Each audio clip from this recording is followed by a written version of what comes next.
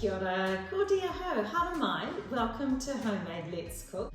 It's that time of year and it's coming up to Easter. And the Easter eggs have been in the shops for some time now, so there's no trouble starting to think about making hot cross buns. They're in the supermarkets now too. So we're going to start with 1.5 cups of warm milk, and I'm just going to put this into slightly larger container here. Into that, I'm adding 1/4 cup of caster sugar, and I'm just going to give that a little whisk around.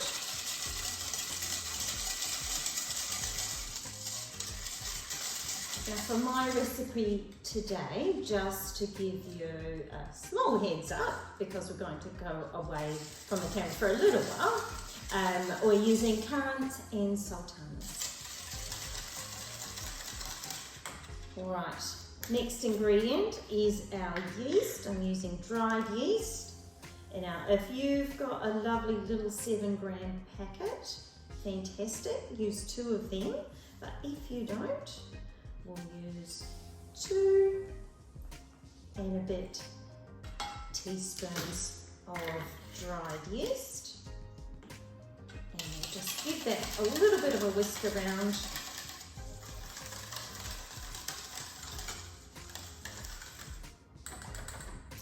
And then we're going to cover it over with some cling film or Glad wrap. And we're going to let that set for 10 to 15 minutes until it starts to become frothy. And then we'll be back with the next stage, and I'll see you then. While you're waiting for the milk and yeast to become frothy, measure out 60 grams of butter and rub that in to 4 cups of plain flour and 1 teaspoon of mixed spice. If you don't have mixed spice, you can make it up yourself out of cinnamon, nutmeg, and even some cloves. That actually shouldn't take you too long, but at least fill up some of the time while you're waiting. So our yeast is now frothy and ready to go.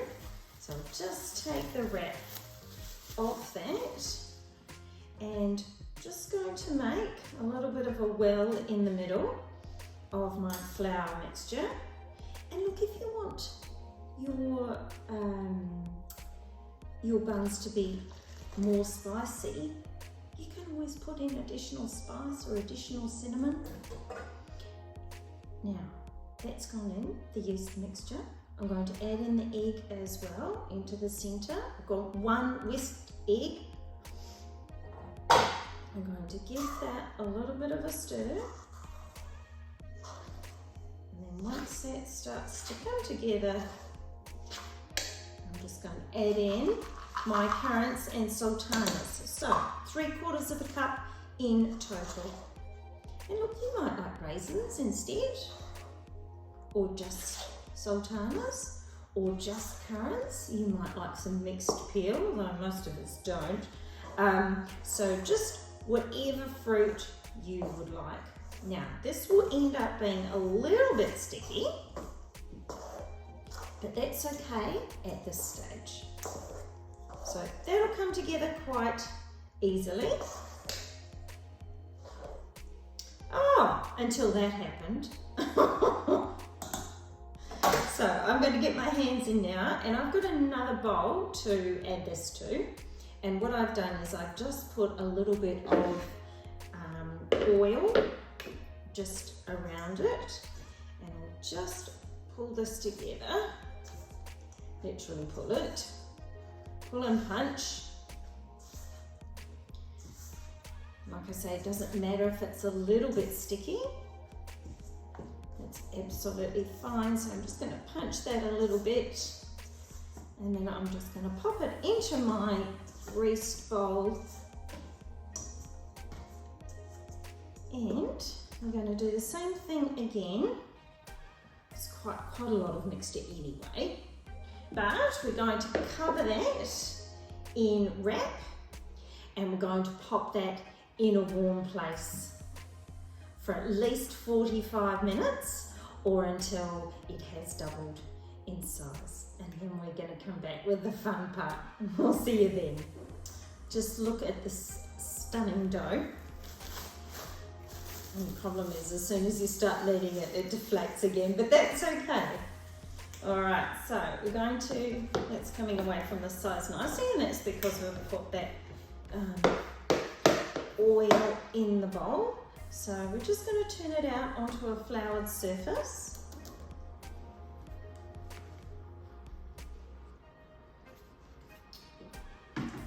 And if you've got the patience, you need to knead it for just softly.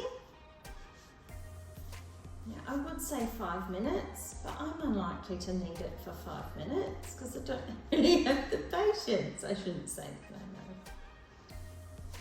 Let's just give it a nice little knead.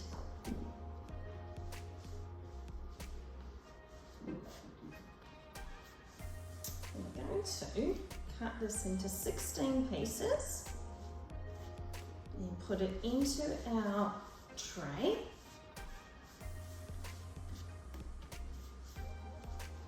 And then we're going to prove it again, but not for too long this time.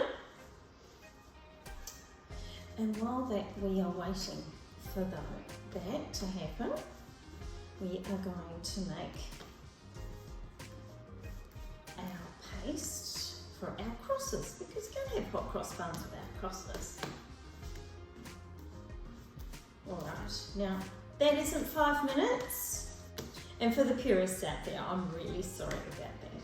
All right, so I am going to, just going to grab a little knife because we're going to divvy this up as best we can into 16. So, half again. We'll try and get these even. Look, you could do this on a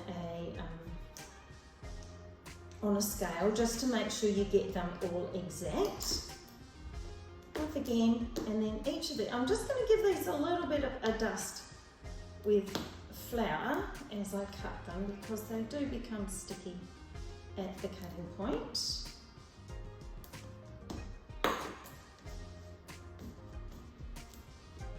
We will need them a little bit anyway. And then, of course, we're going half again.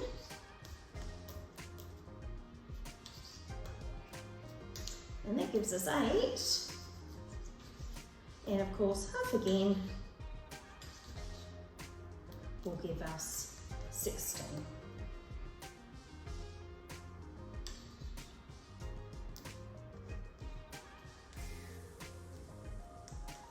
Now, if you're looking at some of these and going, oh, those ones are a little bit small, well, we can always even those up a little bit with some of those that look a little bit on the larger side, and that's okay, because what we want to do is we want to roll these around in a ball in any event, or that's what I do anyhow.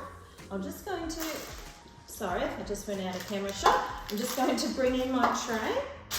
So as soon as I've got a little ball like that, I'm going to place it in my tray. So we're going 4 by 4.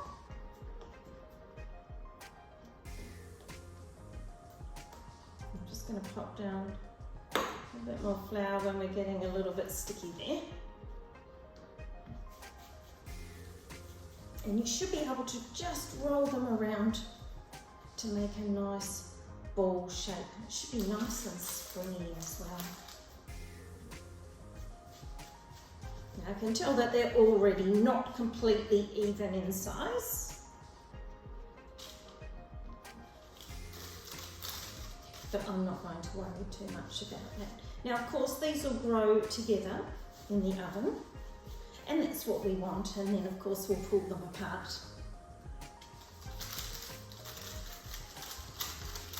And these might rise up quite high.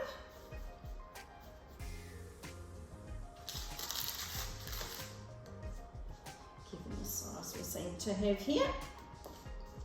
And of course, if you're not really happy with how close they are together and you think that they might need a bit more room, by all means, a bigger pan. There we go. Alright, so I'm going to continue doing this, and then when I'm done, we're going to talk about that paste. We'll see you very shortly.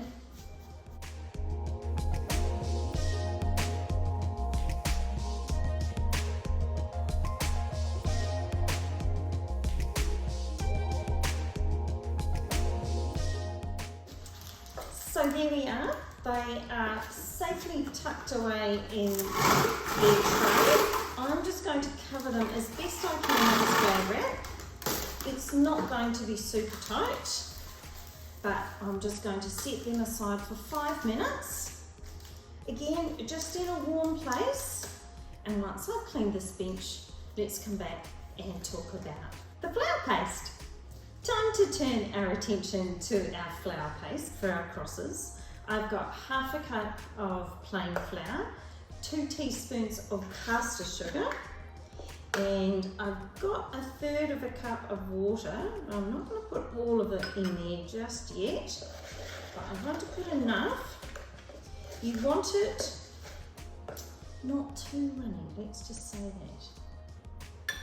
And not too thick, because you want it to be able to go through your piping bag. Now, I'm potentially going to need a little bit more than that.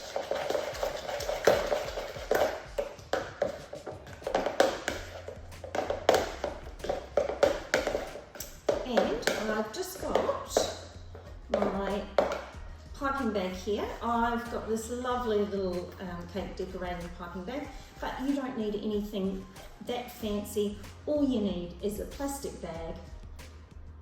Put the paste in and just snip off the corner, and then you've got your piping bag for your crosses. I'm going to add a little bit more water to this, and then I'm going to have a look at our buns that are just doing their final little prove. I'm going to pop the crosses on, and then I'm going to turn up the heat on that oven to hot. I'm going to bake them for at least 10 minutes. See you in a sec. Okay, so 5 minutes is all it's taken, and these have started to rise up just a little bit. And hopefully you'll be able to see from the height. So we're I'll just pop that mixture into the piping bag. I'm just going to do these all in one go.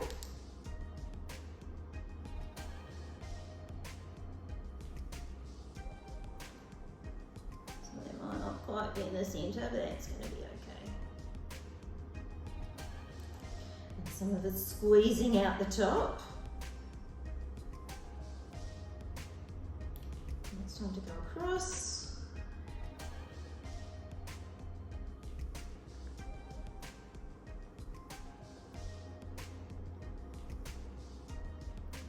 Now we are baking these in a hot oven, and you want them to be quite a dark brown colour. You'll be able to smell them when they're ready, that's for sure. Whoops, just had some come out the top. That's okay, so that's only used about half that mixture, so you could probably just allow for about 1/4 of a cup, or about half of what I just gave you, so about 1/4 of a cup of plain flour, 1 teaspoon of sugar, and then water to suit. They look fantastic already. I'm looking forward to popping them in the oven. Just got to give that a few more moments to heat up, and then we're away. In preparation for our buns to come out of the oven, just prepare on the stove your glaze, which consists of a teaspoon of gelatine powder, 1 tablespoon of caster sugar, and 1 tablespoon of water. Stir until the sugar and gelatine dissolves, and try not to let it boil. When your buns come out of the oven, cover them as soon as you can with your glaze. And then once they're done,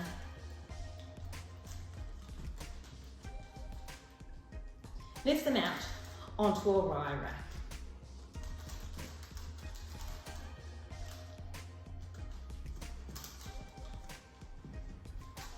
And enjoy a very happy Easter. Thanks for joining me for Homemade Let's Cook. Please join me again. Ka kite.